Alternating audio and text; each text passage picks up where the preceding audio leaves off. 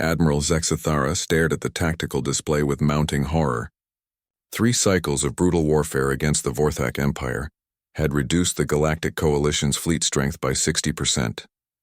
Their most advanced warships lay scattered as debris across 17 star systems, and their ground forces had been systematically eliminated on every contested world.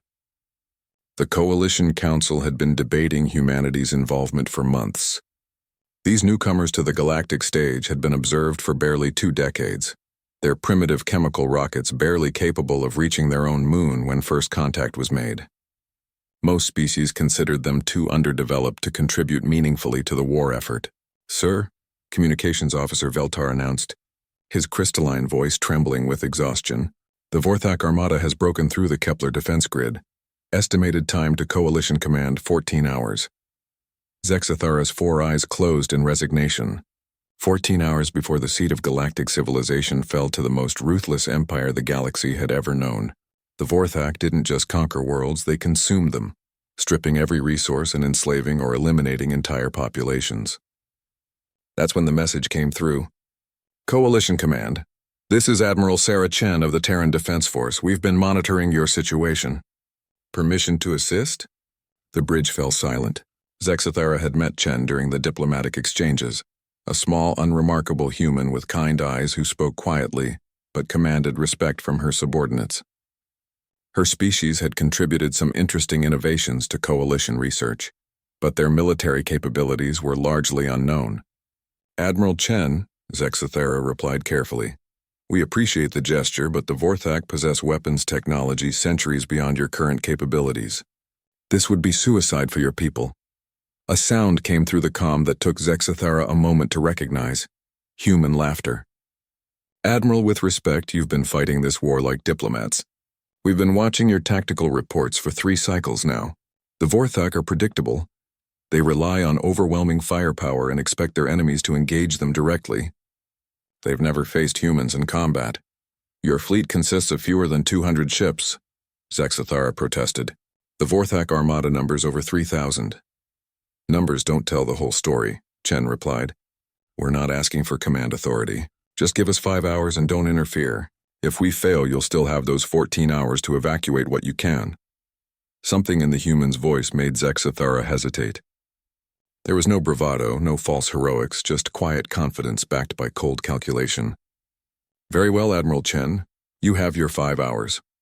What happened next would be analyzed by military historians for generations.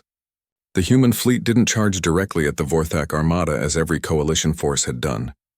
Instead, they dispersed into the asteroid fields of the outer system, their ships' heat signatures vanishing from sensors within minutes. To the Vorthak commanders, it appeared the humans had simply fled. But humans, as the galaxy would learn, had spent millennia perfecting the art of warfare. They understood concepts the Vorthak had never encountered: guerrilla tactics, psychological warfare, and the devastating effectiveness of coordinated strikes against supply lines. The first sign something was wrong came when Vorthak supply convoys began disappearing, not destroyed in dramatic battles, simply vanishing without a trace, their crews found days later drifting in escape pods, babbling about ghosts that struck without warning. Within 2 hours, the Vorthak Empire's communication networks across 17 systems went dark simultaneously.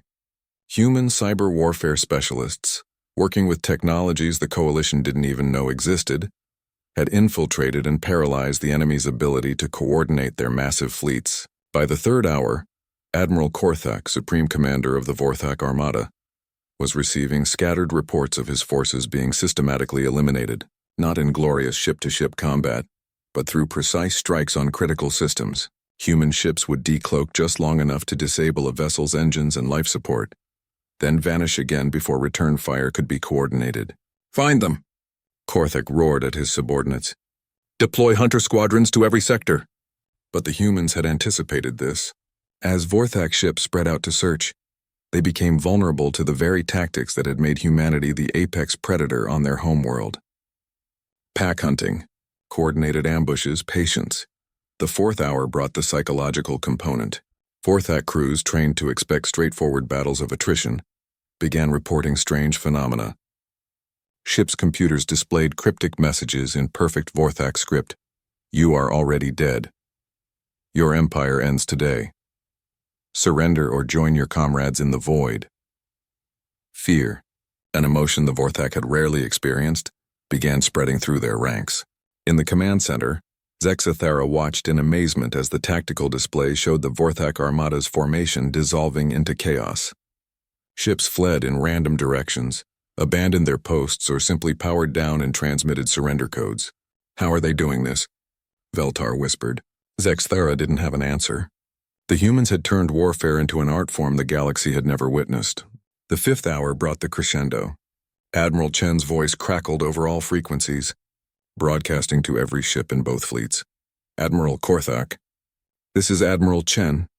Your supply lines are severed, your communications are compromised, and your fleet is surrounded by an enemy you cannot see. You have two options. Surrender unconditionally, or we finish what we started. The silence stretched for 10 minutes before Korthak's transmission came through, his voice heavy with defeat. We surrendered to the human fleet. As coalition forces moved in to accept the surrender of the most powerful empire in galactic history, Zexathera finally understood what they had witnessed. Humanity hadn't just joined the war, they had revolutionized it. Later, when reporters asked Admiral Chen how such a small force had achieved the impossible, she gave a response that would echo through galactic history. The Vorthak conquered through strength. We won through understanding. They brought an army to a chess match.